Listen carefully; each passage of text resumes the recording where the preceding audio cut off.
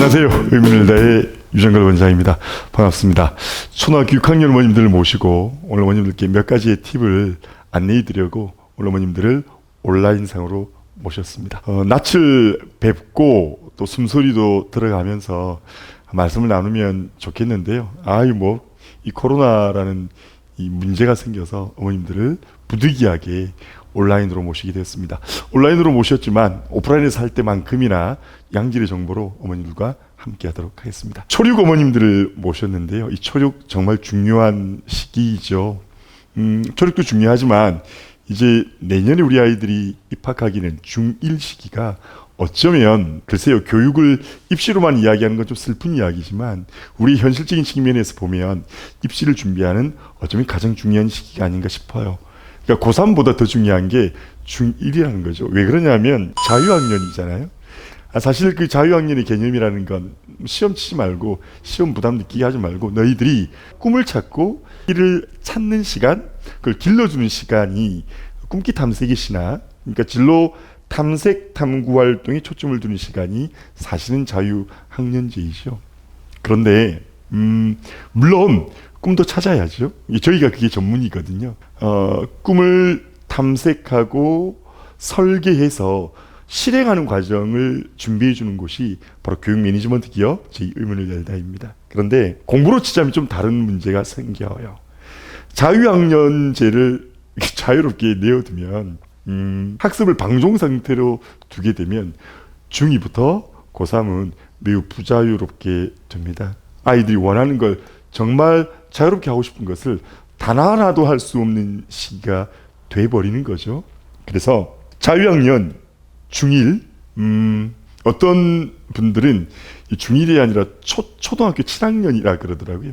시험을 한 번도 치지 않으니까 우리 아이들은 여전히 초등생의 몸은 컸군요. 마음과 학습의 태도를 보여주고 어머님들 역시 그러신 것 같아요. 그런데 오늘 온라인 설명에 오신 어머님들은 바지런한 어머님들 또 현명한 어머님들이시니까 자유학년제를 어떻게 우리가 준비해야 될지 몇 가지 함께 고민해 보도록 하겠습니다.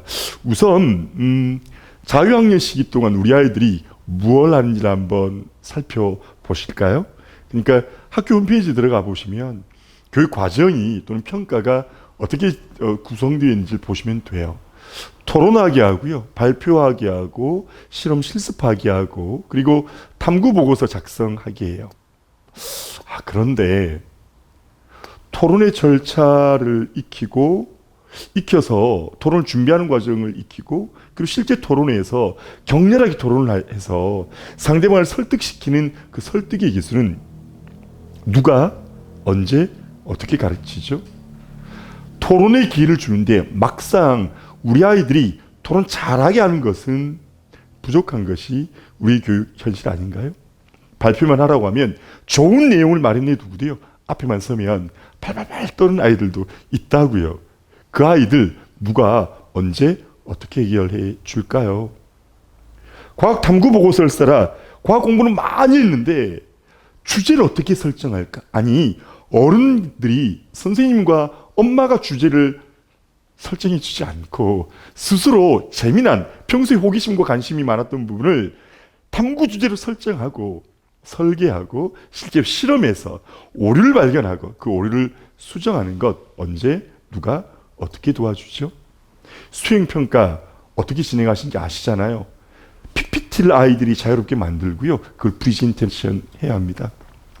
또는 UCC로 자신들의 학습한 것들을 UCC 편집해서 만들어내라고 한다고요. 그거 언제 누가 어떻게 가르쳐 주냐고요. 불행하게도 우리 아이들은 자유롭게 진로 탐색 활동해야 될 이 시기에 잘못된 습관을 고착해 가는 것 같아요. 긁어서 복사해서 붙여서 제출하죠. 준비되지 않았기 때문에, 배우지 않았기 때문에 무성의하게 제출하는 습관이 고착화되는 것입니다. 중1 초등학교 7학년 때 우리가 갖춰야 될 이러한 역량은 중2부터 고3 때까지 우리 아이들의 생기부가 어떻게 구성될 것이냐에 대한 아주 중요한 시기입니다. 그래서 의문을 열다의 초육, 예비 초7, 예비 중1은 바로 이 같은 역량을 길러주기 위한 준비 과정입니다. 두 번째로요. 중2부터 고3이 자유자재가 되려면 공부가 좀 돼야 돼요. 그러니까 교과학습 공부가 좀 돼야 하죠. 그런데 중2부터 이제 중1에는 시험을 치지 않다가 중2부터 중간고사라는 걸 치게 돼요. 기말고사도 치죠. 그러니까 중2, 중3 때 시험을 몇 번 치냐면 8번 쳐요.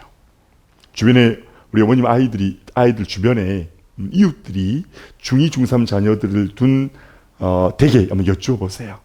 아이들이 중간고사, 기말고사를 얼만큼 준비하는지.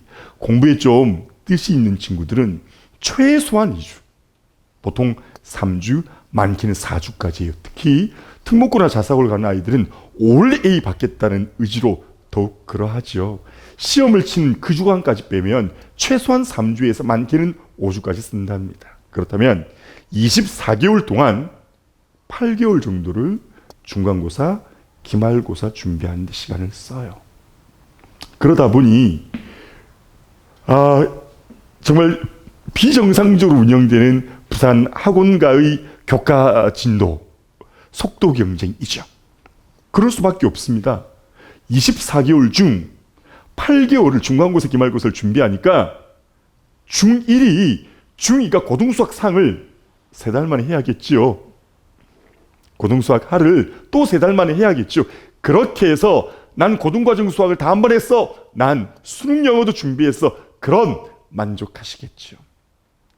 그것이 우리 아이들에게 고등학교 공부의 자유로움을 보장해 줄 수 있다고 생각하십니까? 저는 안 될 거라고 생각하는데요. 그렇다면 어떻게 해야 될 것인가? 초칠 중1의 입시라는 전체 구조 속에, 마스터 플랜 속에 교과 학습을 해야 되지 않겠습니까? 절호의 기회입니다. 자유학년 중1, 초칠은 중2부터 고3까지 가는 전체의 과정을 자유롭게 보장해 줄 수 있는 마지막 기회이고 절호의 기회인 것이죠. 중등 내신이 고등 내신과 무관하지는 않습니다. 중학교 때의 국어, 영어, 수학 과목이 고등학교의 과목과 무관하지 않아요. 큰 그림을 보고 공부해 가다 보면, 솔직하게 이 말씀만 드리고 제가 다음으로 넘어갈게요. 고등수학 상하를 완벽하게 공부하는 것이 이전 과정을 무시하고 못하잖아요. 그러니까 이렇게 하십시다. 우리는 이렇게 해드릴 수 있어요. 고등수학 상과 하를 마치고 나면 2학년 1학기 중간고사, 기말고사 준비 안 해도 돼야 정상이잖아요. 왜 공부를 제대로 했는데 중학교 2학년 도형 공부를 또다시 해야 되냐고요. 이건 말이 안 되는 거잖아요. 학원들이 고등선행을 시켜놓고 중학교 시험 기간이 되면 3, 4주 동안 또 중간고사, 기말고사 시켰다는 건 스스로 거짓말하는 거 인정하는 거 아닐까요? 저희는 그렇게 하지 않아도 됩니다. 8개월을 버리지 않겠습니다. 마지막으로 한 말씀만 더 드릴게요. 제가 정말 공부를 잘하는 친구들을 정말 많이 봤거든요. 전교 1등 하는 친구들 정말 많이 봤는데 이런 경우들이 많습니다. 수학을 예를 들어보면 21번, 29번, 30번 비교적 어려운 문제들로 알고 계시잖아요. 이른바 킬러 문제로 알고 계십니다. 고등학교에 일반계 고등학교 전교 1등이 4번의 모의고사, 고등학교 가면 1년에 모의고사를 4번 치거든요. 4번의 모의고사 중에 30번 문제를 전교 1등조차 단 한 번도 못 맞히는 경우가 허다합니다. 그게 일반이라니까요. 그럼 그 아이는 중학교 때 선행 안 했을까요? 아니요. 일반 인문계 고등학교에서 전교 1등 하는 수준이라면 아마도 초육 중1부터 선행했을 거예요. 어떤 식의 선행이냐? 속도 위주의 선행이죠. 양으로 가득가득 채우는 선행입니다. 우리 아이들에게 어머님, 이제 13살, 14살이잖아요. 우리 아이들을 속도전에 내놓지 마세요. 우리 아이들을 어머님들이 생각하시는 그 속도전에 인내하게 하지 마세요. 아이들은 인내하게 되면 뇌가요, 반응하기 어려워요. 뇌는 두 가지의 경로에 따라 작업을 합니다. 하나는 상위 경로고요. 하나는 하위 경로인데, 하위 경로는 짜증스럽고 불안하고요, 초조하고 관계가 틀어질 때 그렇습니다. 어머님이 속도전으로 아이에게 이것저것 시킬 때 아이가 엄마에게 거부감을 갖는 순간, 짜증이 나는 순간 아이의 뇌는 뇌에서 신경세포의 연결이 원활하게 이루어지지 않아요. 아이가 할 수 있도록 도와주셔도 됩니다. 방향이 옳다면 속도는 조금 늦으셔도 돼요. 아니, 그렇다고 해서 저희 학원의 속도가 늦지 않아요. 굉장히 빠르죠. 지금 저희 원에 중1 학생들이 고1 수학을 시작하고 있습니다. 시작했거든요. 그런데 제가 정말 충격받은 건 그 아이들끼리 그래요. 선생님, 제 친구 중엔 더 빠른 아이들도 있어요. 중1 아이에게 고1 고등수학 상하를 시키는 게 저는 가끔 마음이 아파요. 그 아이가 그 정도 잘하기 위해서 친구들과의 만남의 시간을 얼마나 포기했을까? 그럴 때마다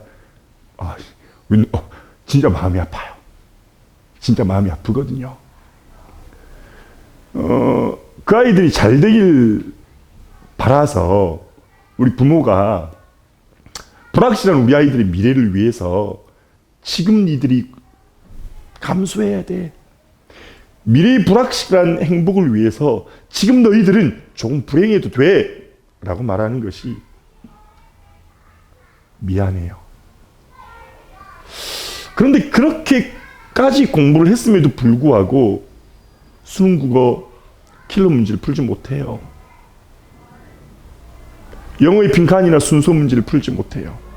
수학이 21번, 29번, 30번 문제를 풀 때마다 그 문제를 틀리는 우리 아이들의 마음이 어떨까요? 나는 초록부터 고3까지 수학 공부를 해서 난 여전히 30번 문제를 풀지 못한다는 그 아이들의 자괴감이 어떨까요? 탐구 과목의 20번도 마찬가지입니다. 속도 전에 아이들을 매몰시키지 마시자고요. 교과에 대한 흥미를 갖게 해 줍시다. 자유학년제가 추구하는 진로 탐색 활동 충분하게 하게 하고, 국어에서 이해와 표현의 역량을 높여주고요. 수학에서 수학의 내용 영역과 이해 영역, 공간 지각 능력, 계산력, 문제 해결력 같은 근본적인 역량을 길러주기 위해 노력합시다. 영어는 영문을 국문으로 바꾸는 게 영어 공부가 아니라 영어라는 외국어의 새로운 창을 습득해서 세상을 보는 또 하나의 창문을 갖는 것으로 익혀줍시다. 그것을 가능하게 할 수 있는 시기가 중1입니다. 자유학년제이거든요. 자유학년제를 가장 잘 이해하고 있는 의문을 열다가 여러분 어머니보다 여러분 자녀의 성공을 진심으로 바라는 저희 선생님들이 여러분의 아이들을 더 사랑하며 그 꿈과 그 끼가 더 잘 살아날 수 있도록 돕겠습니다. 의문을 열다로 마음 놓고 안심하시고 여러분의 자녀를 보내주십시오. 안녕하세요. 의문열다의 김동현입니다. 저는 오늘 올바른 수학학습법에 대해서 말씀드릴 텐데요. 수학학습의 학은 배움을 의미하는 것이고요. 그리고 습은 익힘을 의미하는 것이에요. 그래서 이 배움과 익힘에 대해서 어머님께 말씀드리겠습니다. 많은 학부모님들께서 우리 아이들이 수학을 배우는 데 있어 가장 중요하게 생각하는 것 중 하나가 무엇을 배우는지에 대한 생각을 많이 하시는데요. 우리 아이가 중학교 2학년 과정을 배우고 있고요. 옆에 친구는 고등학교 1학년 과정을 배우고 있는 것들. 그래서 우리 아이가 좀 더 분발해야 되겠다라는 생각 어머니들이 많이 하실 거예요. 하지만 수학을 배우는 데 있어 중요한 거는 이러한 수학을 무엇을 배우는지가 아니라 어떻게 배우는지에 대해서 어머니께서 생각을 하셔야 되는데요. 이 어떻게 배우는지에 대한 것에 대해서는 어머니께서 딱 두 가지만 기억하시면 돼요. 첫 번째는 수학 개념을 어떻게 사용하는지, 두 번째는 수학 개념들 간의 관계가 무엇인지만 확실하게 알고 가시면 됩니다. 고1 과정을 공부하는 우리 아이들이 다들 곱셈 공식을 공부할 텐데요. 곱셈 공식에서 많은 아이들은 암기를 위주로 공부를 하고 있어요. 하지만 이러한 암기들은 시간이 지나면 모두 사라져 버립니다. 그러면 우리는 이러한 곱셈 공식의 암기가 아니라 올바른 학습 방법은 곱셈 공식을 어떻게 사용하는지를 정확하게 이해하고 넘어가는 거예요. 곱셈 공식을 암기하는 것이 아니라 정확하게 사용하고 또는 근해 공식이나 판별식이 무엇인지 아는 것이 아니라 이 녀석들을 어떤 상황에서 어떤 문제에 어떻게 적용할 것인지에 대한 학습이 이루어져야 되는 것입니다. 네, 이처럼 아이들의 선행 학습의 첫 번째 목표는 개념을 어떻게 사용하는지에 대한 것이 되어야 됩니다. 네, 두 번째 목표는 개념 사이의 관계를 이해하는 것인데요. 중등 수학은 계통별 구조를 지니고 있습니다. 계통별 구조란 수, 대수, 기하, 통계 이 부분에 대해서 반복적으로 1학년 때부터 3학년 때까지 학습을 하는 건데요. 이 때문에 많은 학생들이 계통별로 학습을 하고 있어요. 수와 대수를 계속해서 공부하고 그리고 기하와 통계를 같이 공부하는 이런 구조인데요. 이와 같은 공부를 해야 했을 경우 중학교 3학년 1학기 과정에 무리수 부분을 공부할 때 무리수의 활용에서 나오는 기하와의 피타고라스 정리와의 연관성에 대해서 놓치고 가는 경우가 많아요. 마찬가지로 고등학교 과정에서는 대부분이 대수로 되어 있는데요. 이러한 대수가 중학교의 기하와의 연관성, 중학교의 수와의 연관성에 대해서 이해하지 못한다면 고등학교 과정에 제대로 된 학습이 이루어질 수가 없게 됩니다. 네, 이처럼 수학을 배움에 있어 우리는 개념을 사용하는 방법 그리고 개념들 간의 관계의 이 두 가지에 대해서 알아봤는데요. 이 두 가지를 정확하게 학습하기 위해서는 습, 익힘이라는 부분이 학생들에게는 반드시 필요합니다. 이 익힘에서 우리 아이들이 개념의 사용법을 익히는데 신경 써야 할 녀석은 당연한 것과 당연한 것으로 보이지만 설명을 해 주어야 되는 것으로 구분할 수 있어야 돼요. 다음은 제 수업에 있었던 학생들과의 대화입니다. 선생님, 이 문제 모르겠어요. 그래, 이게 어떤 문제냐? 닮음인데요. 어떻게 할지 하나도 모르겠어요. 그럼 그림에서 닮은 도형이 뭐지? 얘랑 얘예요. 야, 쌤이 너를 부를 때, 야, 라고 해도 괜찮니? 이름을 불러줘야지. 도형의 이름을 정확히. 아, 삼각형 ABC하고 삼각형 DCF가 닮음이에요. 그럼 왜 닮음이지? 당연한 거 아닌가요? 저는 그렇게 보여요. 그림을 보고 주어진 조건을 찾아서 이게 어떤 닮음의 조건을 충족하는지 알아보자. 아, 이렇게 되죠? 그렇지, 이렇게 하면 된단다. 이 학생은 단순히 개념을 익히고 문제를 푸는 것을 반복하는 것으로 인해 수학에 대한 스트레스가 상당히 많았던 학생이거든요. 그래서 자기 스스로 수학에 대한 흥미가 없고 재능이 없다라고 생각한 학생이에요.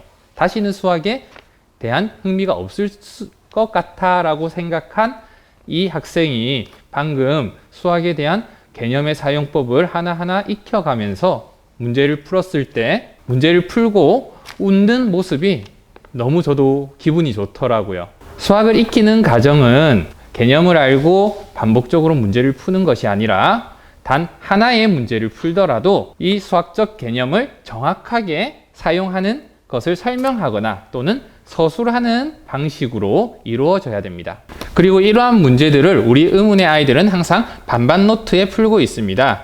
저희는 아이들의 반반 노트를 확인하고 점검해서 수학적인 풀이 과정이 서술될 수 있도록 지도하고 있습니다. 이는 서술형 시험을 대비하는 것이기도 한데요.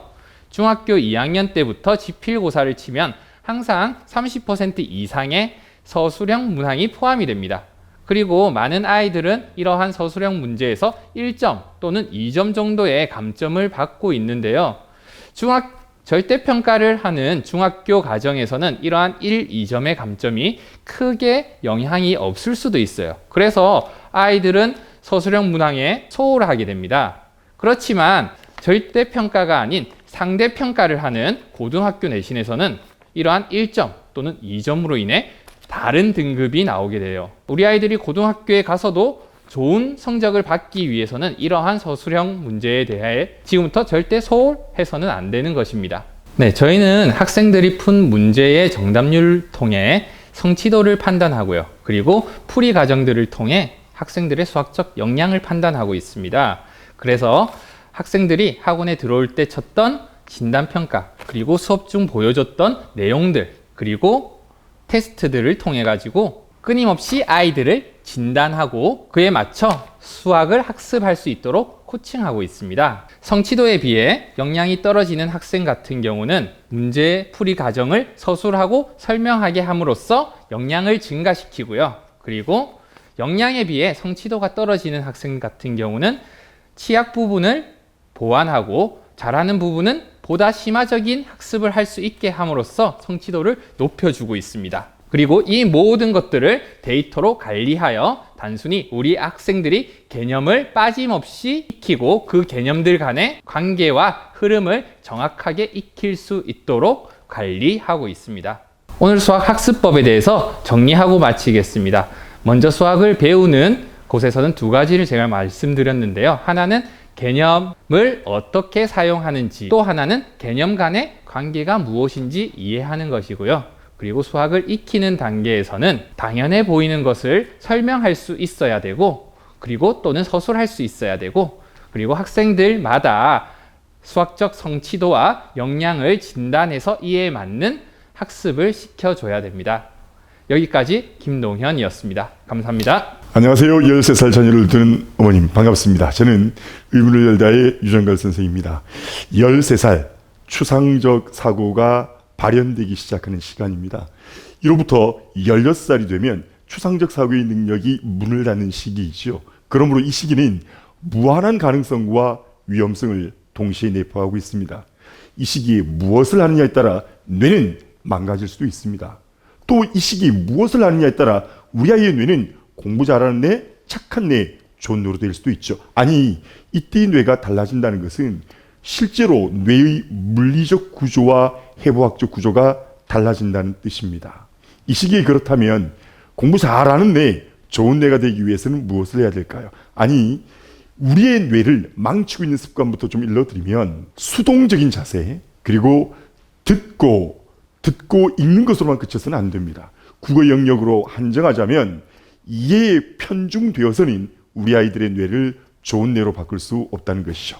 이제 여러분들에게 이해한 것을 말과 글로 표현함으로써 좋은 뇌, 착한 뇌, 공부 잘하는 뇌가 된 사례를 직접 안내해 드리려고 합니다. 의문을 열다의 초등 학생들의 국어 공부는 국어 교과서 텍스트 위주의 공부를 하지 않습니다. 아이들이 매우 능동적이고 주도적인 태도로 국어 학습에 이르게 하는 학습자 중심의 교육 프로그램을 준비해 두고 있습니다. 사실 우리 아이들의 뇌는요, 독서를 굉장히 싫어하게 만들어져 있습니다. 그런 아이들에게 읽는 것을 강요하고 읽고 난 뒤엔 반드시 독후감을 써라, 이런 식의 강요는 독서가 또 하나의 수업이 되면 우리 아이들의 뇌를 바람직하게 착한 뇌로, 공부 잘하는 뇌로 만들기는 어렵죠. 지금 어머님들께서 보고 계신 이 영상은 초육 그리고 중1 학생들이 헤르만 헤세의 데미안을 읽고 독후 활동을 하는 것입니다. 글을 읽고 소설을 읽고 글로 쓰는 것이 아니라 너희들이 생각하고 너희들이 느낀 것을 벽화로 만들어 보려고 한 것이죠. 지금 이 작품은 초록 여학생 2명과 중1 남학생 1명이 만든 아주 뛰어난 걸작입니다. 독서를 지도하는 전문가 선생님들께 이 영상을 보여드렸더니 굉장히 놀라요. 지금 중1 남학생이 설명하고 있는 이 내용은 싱클레어라는 주인공이 밝음의 세계와 어둠의 세계로부터 갈등하는 모습, 그 과정 속에서 만난 데미안에 의해 내적으로 성숙해가는 과정을 보여주고 있습니다. 세 개의 컷이 보이죠? 첫 번째 두 사람의 모습이 보이는 것은 싱클레어가 프란츠 크롬으로부터 협박받을 때 데미안이라는 멘토를 만나게 되는 것입니다. 두 번째 보신 컷을 보면 한 사람이 또 한 사람을 이끌고 있는 모습입니다. 이때까지 역시 데미안이 싱클레어를 이끄는 과정이죠. 그런데 마지막 장면에 이르면 두 사람이 한 명이 되었습니다. 이 소설의, 이 작품이 갖고 있는 핵심, 싱클레어가 데미안으로 내적 성숙을 이루는 과정, 싱클레어가 드디어 성숙의 모습을 보여주는 모습을 초록 여학생 2명과 중1 남학생 1명이 벽화로 보여준 이 모습은 데미안이라는 작품을 아주 완벽하게 그려낸 것입니다. 의문열대의 국어 수업은 우리 아이들이 능동적으로 생각하고 우리 아이들이 순수하게 느끼는 감정을 무엇에 제한되지 않고 자유롭게 이 시대에 맞게 다양한 미디어로 활동할 수 있도록 도와줍니다. 그렇게 될 경우 다음과 같은 작업이 또 만들어집니다. 의문열대 초등학교 6학년 2학생 5명이 만드는 단편 영화를 보고 계십니다. 국어 정규 수업 시간에 시나리오 희곡을 가르치는 시간이 있거든요. 우리 아이들에게 희곡의 구성 요소, 시나리오의 구성 요소를 가르쳤습니다. 구체적인 작품을 텍스트를 제가 설명하지 않고요. 우리 아이들에게 스스로 시나리오를 작성하게 했습니다. 시나리오를 작성하기 전에 한 편의 단편 영화를 만들기 위한 역할 분장부터 했었죠. 아이들끼리 스스로 누가 대본을 쓰고 누가 소품을 구하고 누가 배경음악을 준비하고 또 누군가 편집을 할까를 고민했습니다. 이 과정 속에 우리 아이들의 협업이 이루어졌습니다. 소통이 이루어졌고요. 자신들이 갖고 있는 문제를 어떻게 하면 해결할까 고민을 했었습니다. 그 속에서 창의성이 발현됐죠. 이른바 미래 역량이라고 말하는 포시 역량이 매우 자연스럽게 구현되고 있음을 여러분은 보고 계십니다. 이 아이들은 자신들의 꿈인 의사가 되기 위한 과정을 한 편의 단편 영화로 만든 것이죠. 여러분, 저는 우리 초립 여학생들 5명을 지난 6개월 동안 국어 텍스트를 가지고 단 한 줄도 설명하지 않았습니다. 아이들이 생각하게 돕고 아이들이 느끼게 돕고 그것을 말과 글로 표현하는 것을 지켜보고 도와준 것뿐입니다. 그 이후 이 아이들의 결과가 실제로 국어라는 교과에서 어떻게 나타나는지를 측정해 보기도 했습니다. 그 테스트지는 중3 학생들이 쳤던 전국 학업 성취도 평가였습니다. 여러분, 어떤 결과가 나는지 궁금하신가요? 그 결과를 여러분의 자녀에게도 드리고 싶습니다. 놀라지 마십시오. 이 과정만으로 초록 학생이 무려 98점을 받게 됩니다. 우리 아이들의 평균 점수가 80점이 넘습니다. 우리 아이들이 좋은 뇌를 갖게 되었기 때문입니다. 그 좋은 뇌를 갖게 하는 근본적인 학습, 지금 도와주셔야 됩니다. 무한한 가능성이 있지만 극히 위험한 시기이기도 합니다. 여러분 아이들의 뇌, 좋은 뇌로 만들어 드리겠습니다. 의문을 열다로 보내주십시오. 책임져 드리겠습니다. 어떻게 해야 되는 것도 말씀드리겠지만 이렇게는 하지 마세요. 제발 텍스트를 해설해 주는 그런 국어 선생님에게는 국어 공부를 맡기지 마십시오. 예를 들어 여러분 남신의주동 박시봉방이라는 시 아시나요? 모르신다고요? 모르실 수 있죠. 고2 과정에 나오는 작품인데 우리 아이들은 초육 학생들이 이 작품을 읽어요. 제가 텍스트를 정말로 1도 설명해 주지 않고요. 아이들이 분위기에 맞게 그냥 낭송해 보라고만 했습니다. 그리고 난 뒤에 이걸 네컷의 만화로 그려보라고 했죠. 자유롭게 그려요. 느끼는 대로. 그리고 난 뒤에 요즘 아이들이 좋아하는 5자 토크를 하게 했습니다. 재미지게 해요. 역시 지들이 생각하고 느끼는 대로. 마지막으로 장편 소설을 쓰겠습니다. 그때 장편은 길장자 장편이 아니라 장풍할 때 손바닥 장자 장편 소설이거든요. 그리고 난 뒤에 고2 과정의 문제를 풀렸어요. 정말 제가 소름 끼치게 놀랐는데요. 특정한 개념어만 제가 설명해주고 정말 제가 닭살 돋는 거 이거 처리되나요? 이거 정말 다 맞춰요. 그러니까 요는 이해한 것을 말하게 하라, 이해한 것을 쓰게 하라.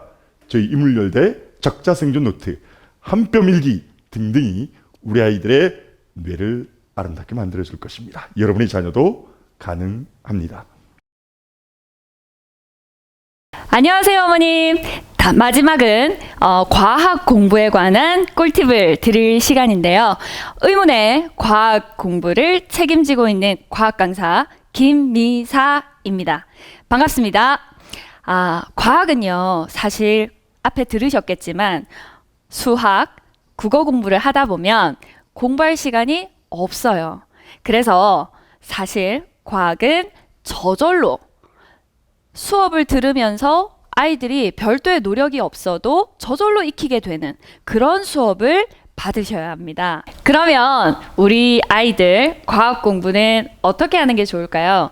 자연스럽게 아까 말씀드렸던 포시 역량을 강화하면서 교과 학습이 자연스럽게 저절로 되어지면 너무너무 좋겠죠. 억지로 외우는 공부, 시험 치는 공부가 아니라 아이들이 즐겁게 역량 강화를 하면서 탐구 활동을 하면서 교과학습, 수능 공부, 내신이 저절로 한 방에 해결되는 수업을 하셔야 됩니다. 자, 그러면 그 수업이 가능할까? 네, 가능합니다. 자, 첫 번째 특징, 주제를 아이들이 스스로 선택하도록 하셔야 돼요. 그 다음 두 번째 특징, 우리 아이들이 그 주제에 대해서 PBL이라고 들어보셨나요?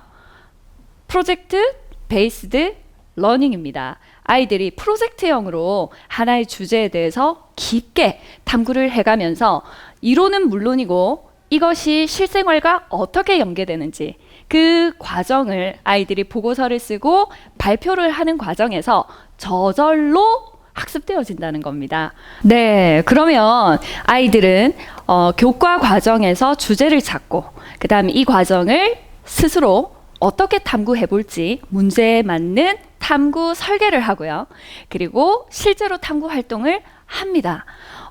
꼭 실험만 해야 되나요? 그건 아니죠. 실험뿐만 아니라 조사, 탐방, 전문가와의 인터뷰 또한 탐구 활동의 내용으로 담을 수 있습니다.